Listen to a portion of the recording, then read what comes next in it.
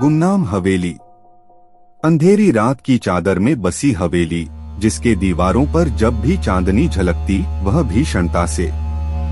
हर कोने में छुपी गुप्त सच्चाई और अज्ञात आवाजें। राज, एक जाने माने लेखक, उस हवेली में एक वार्तालाप सुनने आया था।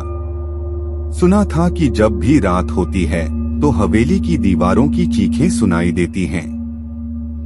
वहां पहुंचते ही उसने एक बुजुर्ग आदमी से पूछा, यहाँ क्या होता है? बुजुर्ग ने मुस्कुराते हुए कहा, तुम तो जानते हो, हर हवेली की कुछ खास बात होती है। राज अपनी कलम और कागज निकालकर उसे कहानी सुनाने के लिए कहा।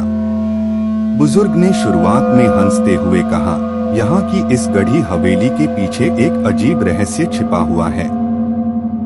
गढ़ी हवेली के आंगन में एक पुरानी बस्ती थी जिसमें 5 बच्चे रहते थे। उनके पिता ने वहां की सच्चाई छुपा दी थी।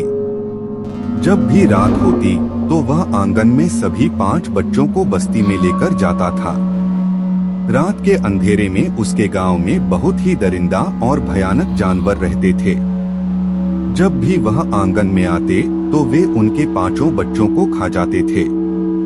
पिता के सिर पर भी ताज था जो उसे अदृश्य बना देता था।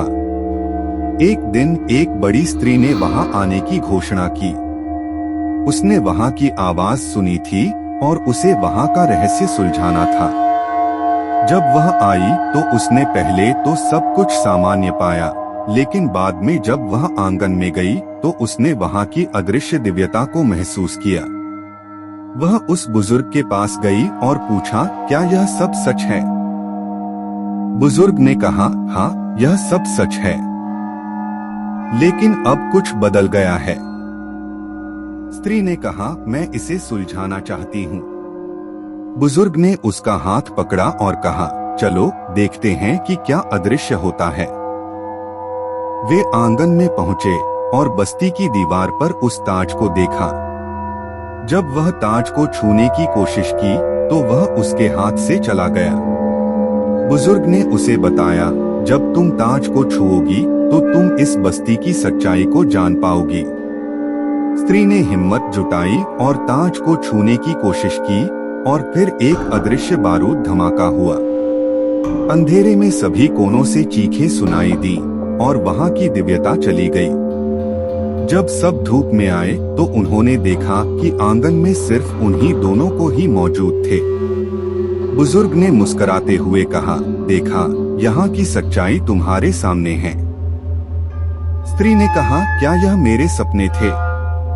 बुजुर्ग ने कहा, नहीं, यह सब असली है।